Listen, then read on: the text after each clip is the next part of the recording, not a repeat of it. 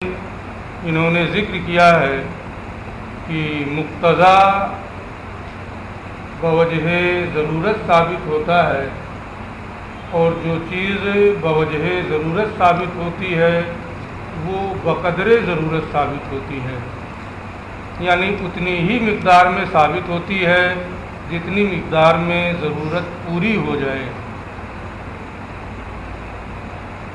اس سے زیادہ ثابت نہیں ہوتی ہے۔ کل میں نے اس کو سمجھا دیا تھا کہ صحت کلام کے لیے بوجہ ضرورت مقتضا کا ثبوت ہوتا ہے، تو بقدر ضرورت یعنی اتنی ہی مقدار میں وہ ثابت ہوگی جتنے سے ضرورت پوری ہو جائے۔ جیسے اضطرار کی حالت میں مردار کا کھانا، یہ بقدر ضرورت ہی جائز ہے جس سے جان بچ جائے، یا شراب کا پینا اتنا ہی جائز ہے جس سے جان بچ جائے۔ پیٹ بھر کے پینا یا پیٹ بھر کے کھانے کی اجازت نہیں ہے، کیونکہ وہ بوجہ ضرورت ثابت ہے تو بقدر ضرورت ہی ثابت ہوگا۔ وعلی ھذا، اور اسی بنیاد پر قائل کے اس قول میں حکم کا استنباط کیا جاتا ہے، حکم کی تخریج کی جاتی ہے۔ اس قول ان عقل تو جزا محذوف ہے، ان عقل تو فقضا، اب وہاں فانتے طالقن بھی کہہ سکتے ہیں، فعبدی حرن بھی کہہ سکتے ہیں، جو بھی کہیں۔ اگر میں کھانا کھاؤں، اگر میں کھاؤں تو میرا غلام آزاد ہے۔ تو عقل یہ طعام کا اقتضا کرتا ہے، یعنی یہاں طعام بطریق اقتضا ثابت ہے، اس لیے کوئی بھی کھانا کھائے، اگر کھائے گا تو وہ خانس ہو جائے گا۔ یعنی غلام کے بارے میں کہا ہے کہ میرا غلام آزاد ہے تو غلام آزاد ہو جائے گا، عورت کے بارے میں کہا ہے انت طالقن تو عورت اور طلاق پڑ جائے گی، کیونکہ یہاں عقل جو ہے اس میں طعام بطریق اقتضا ثابت ہے، اور جو مقتضا ہوتا ہے اس میں عموم نہیں ہوتا ہے، اور جب عموم نہیں ہوتا ہے تو اس میں تخصیص بھی نہیں ہوگی کہ کسی خاص کھانے کی نیت کر لے، کہ اگر میں روٹی کھاؤں گا، گوشت کھاؤں گا تو میرا غلام آزاد ہے۔ تو مقتضا میں عموم نہیں ہوتا ہے، عموم نہیں ہے تو تخصیص بھی نہیں ہوگی، اس لیے کسی خاص کھانے کی نیت کرنا یہ کیا ہے، معتبر نہیں ہوگا۔ کوئی بھی کھانا کھائے گا تو اس کا غلام کیا ہے، آزاد ہو جائے گا۔ یہ ہمارا مذہب ہے۔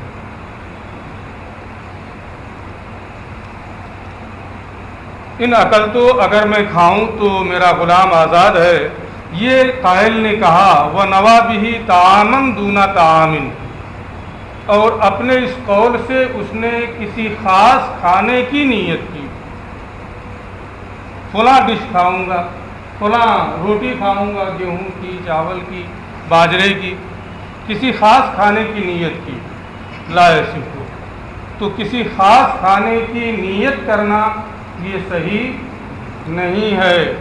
کیوں؟ اس لیے کہ اگرچہ عقل یہ متعدی ہے، مفعول کا تقاضا کرتا ہے، ان عقل تو شیئن، لیکن یہاں یہ لازم کے معنی میں ہو گیا ہے، لا یصح ہو تو یہ صحیح نہیں ہے۔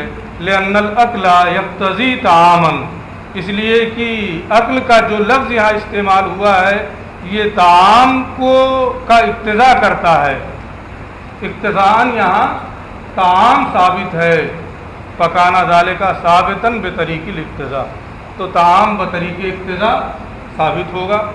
فیقدر بقدر الضرورہ، لہذا بقدر ضرورت طعام کو یہاں موجود مانا جائے گا۔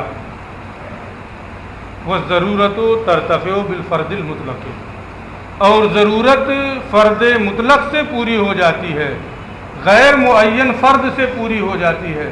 کسی بھی کھانے کے کھانے سے ضرورت پوری ہو جاتی ہے. وہ ضرورت و ترتفع بالفرد المطلق ہے، اور ضرورت فرد مطلق یعنی فرد غیر معین یعنی کسی بھی فرد کے کھانے سے پوری ہو جاتی ہے.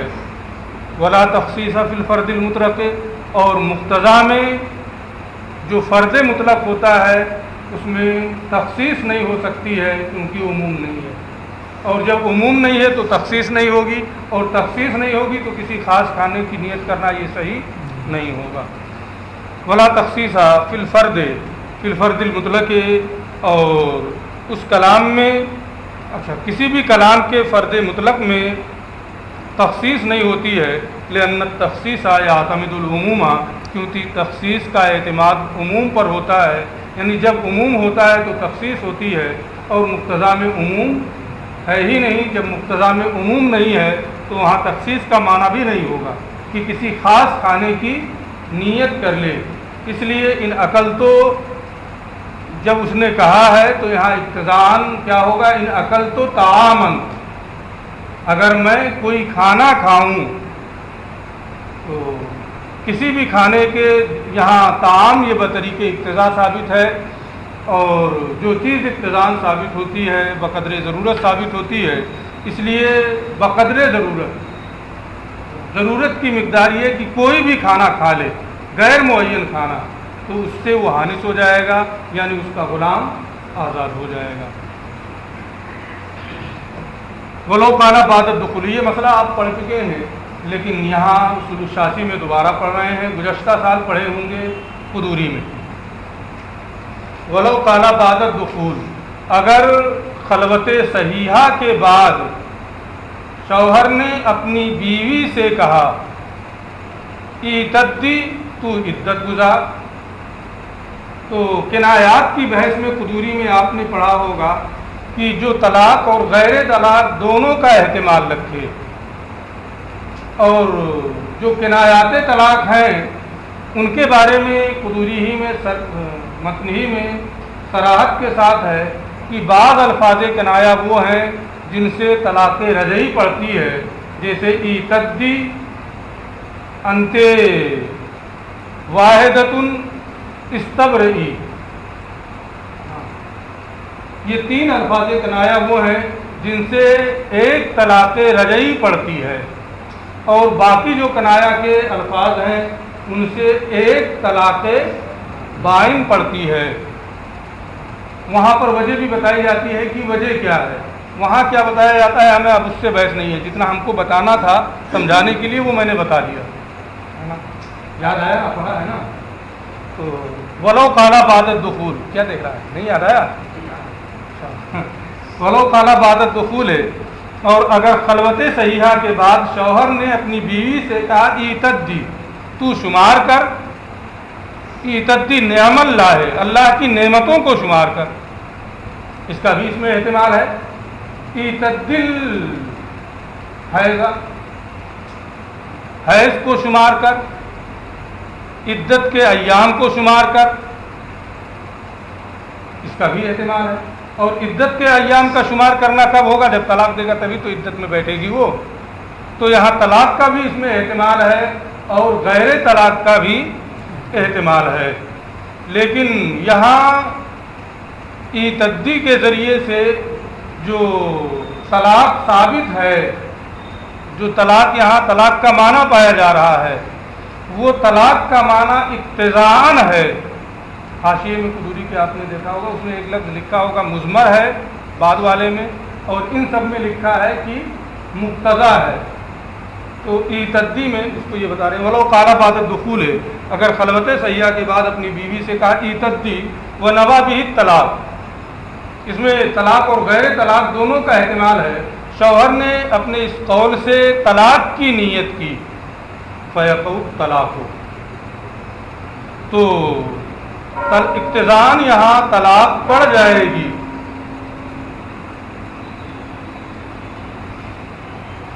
لأن الاعتداد یقتضی وجود الطلاق، کیونکہ عدت شمار کرنا، عدت میں بیٹھنا پہلے طلاق کے پائے جانے کا تقاضا کرتا ہے.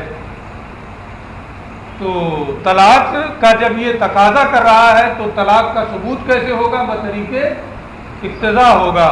فیقدر الطلاق موجودا، لہذا طلاق کو ضروری طور پر یہاں مقدر مانا جائے گا، لیکن یہ تقدیر بطریق اقتضا ہوگی. ولہذا کان الواقع به رجعیا، اور ضرورت ایک طلاق رجعی سے پوری ہو جاتی ہے، اس لیے ایتدی کے ذریعے سے طلاق بائن نہیں پڑے گی بلکہ ایک طلاق رجعی پڑے گی. ولہذا کان الواقع به، اسی وجہ سے اس کے قول ایتدی سے ایک طلاق رجعی پڑے گی.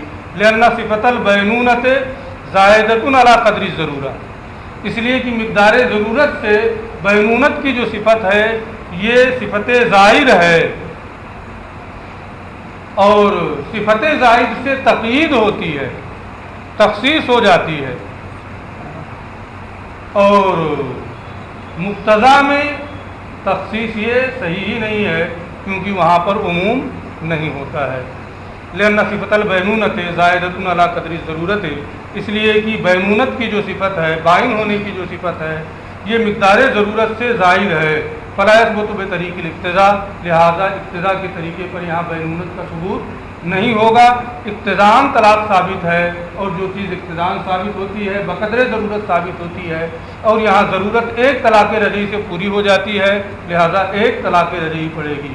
ولا یقع الا واحد، اور صرف ایک طلاق پڑے گی. اگر 3 کی نیت کرے گا تو 3 نہیں پڑے گی. کیوں؟